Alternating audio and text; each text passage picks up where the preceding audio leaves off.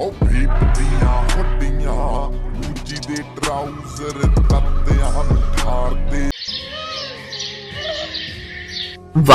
ये वाली ड्रेस कितनी अच्छी लग रही है। ऐसा करती हूँ, इसे खरीद लेती हूँ। भाई साहब, इसे पैक कर दीजिए।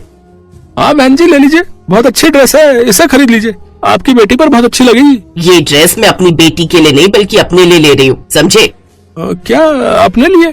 लेकिन आपको नहीं लगता कि ये कुछ ज्यादा ही छोटी हो जाएगी? चुप कर, तू कौन होता है छोटी बड़ी का ज्ञान देने वाला? चल अब इसे पैक कर दे। अगले दिन रमोला वो शॉर्ट ड्रेस, आंखों में काला चश्मा लगाकर घर से निकलती तो मोहल्ले की औरतें उसे देखकर बातें बनाती हैं। हे राम, इस रमोला को तो बिल्कुल भी शर्म नहीं आती। छी छी छी, ये कैसे कपड़े पहने इसने? अरे कम से कम अपने पति और बच्चों का तो ध्यान रखो। अरे पढ़ाई लिखाई तो हमने भी की है, लेकिन हम इतने बेशर्म नहीं है कि इस उम्र में ऐसे कपड़े पहने और तेरी तरह नाक कटवा दे। बेशर्म रमोला। तू चुप कर शीला, अब ओढ़ने पहनने की कोई उम्र तो होती नहीं, और तुम लोग क्या जानो फैशन। उसका पति दरवाजे पर खड़े खड़े ये सब बातें सुन रहा था। वो गुस्से में अंदर जाता है। रमोला का स्वभाव ऐसा ही था, वो ऐसे ही कपड़े पहनती थी। रमोला के दो जवान बेटे थे, रौनक और अनुभव। एक रोज उनके कुछ दोस्त उनसे मिलने घर आते हैं। से निकलकर टॉवेल लपेटे ही अपना बॉडी लोशन लेने बाहर आती है। ये देख उनके दोस्त हैरान हो जाते हैं और उसका मजाक उड़ाते हुए कहते हैं, अरे अनुभव, लगता है आंटी को हमसे मिलने की कुछ ज्यादा ही जल्दी थी, इसीलिए ये टॉवल में ही आ गई। नमस्ते आंटी जी, कैसे हो आप? हेलो बच्चों, वैसे मैं तुमसे कुछ साल ही तो बड़ी हूँ, तुम लोग मुझे दीदी भी कहोगे तो वो भी चलेगा। और वो तो मैं अपना बॉडी लोशन भूल गई थी, वही लेने आई थी। फिर कुछ देर बाद वो लड़के वहाँ से, लेकिन उसके दोनों बेटे ये देख बहुत गुस्सा होते हैं। माँ, ये क्या पहन के आ गई आप? ओफो, पहले तो तुमने सिर्फ मोहल्ले में हमारी नाक कटवाई थी, लेकिन अब बेटे के दोस्तों के सामने भी। छी, अब तो तुमने हद ही कर दी। ऐसे ही एक रोज जब रमोला शॉर्ट्स योगा ड्रेस पहनकर गार्डन में योगा कर रही थी तो पड़ोस के कुछ बुढ़े उसे अपनी छत से निहार रहे थे। ये देख मनोहर को बहुत गुस्सा आया। तुम लोगों को शर्म नहीं आती जो यहाँ ताक झांक कर रहे हो? है भाई, तुम्हारे घर पर माँ बहन नहीं है क्या? अरे ऐसा माल नहीं है ना, इसलिए। लोगों की इसी तरह की बातों से मनोहर को बहुत बुरा लगता है और इसी बात को लेकर मैं चिंता में बैठा हुआ था।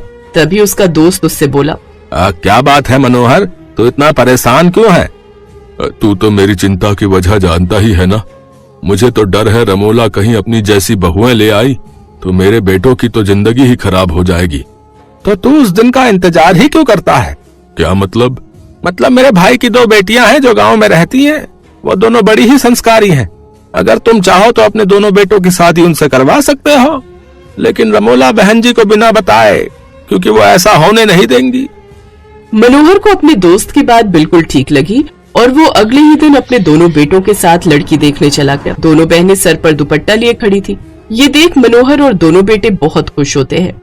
आपकी बेटियां तो बड़ी ही संस्कारी हैं। जी भाई साहब, एक वही चीज है हमारे पास जो हम गरीब अपनी बेटियों को देख सकते हैं।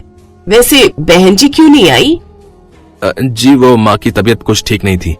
इसी तरह वो बात को घुमा देते हैं। 2 दिन बाद दोनों बहुएं ब्याह कर अपने ससुराल आ जाती हैं, जहां उनका ससुर उन दोनों का गृह प्रवेश करवाता है, क्योंकि उनकी सास तो अभी तक सो रही थी। इसके बाद वो फ्रेश होकर घूंघट ओढ़े पूजा पाठ करती हैं, फिर रसोई में चली जाती हैं और अपने सास ससुर के लिए चाय बनाकर लाती हैं। उठिए माँ जी, उठकर चाय पी लीजिए। कौन हो तुम और मेरे कमरे में क्या कर रही हो? कहीं तुम कोई चोर तो नहीं हो? हम दोनों आपकी बहुएं हैं माँ जी, ये लीजिए चाय पीजिए। ये सुनकर रमोला के होश उड़ जाते हैं। फिर मनोहर उसे सब बताता है। रमोला हैरान रह जाती है और अपनी दोनों बहुओं को घूंघट में देखकर तो उसे और भी ज्यादा गुस्सा आता है, लेकिन अब वो कर भी क्या सकती थी।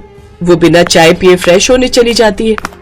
कुछ देर बाद दोनों बहुएं बढ़िया सा नाश्ता बनाकर तैयार कर लेती हैं।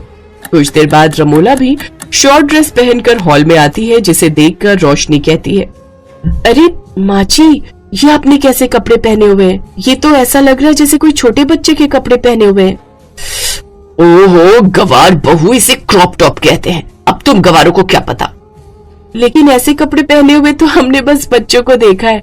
हमारे गांव में सब छोटे बच्चे पहनते थे ऐसे कपड़े।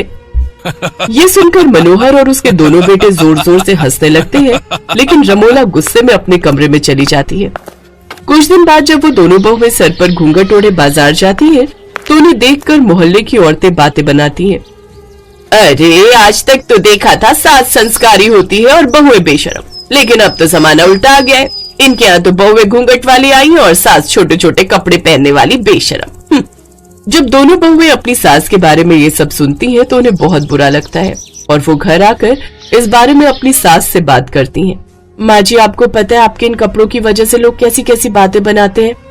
मुझे फर्क नहीं पड़ता, मेरे जो जी में आएगा मैं करूंगी, समझी तुम। ऐसे ही समय गुजरता है।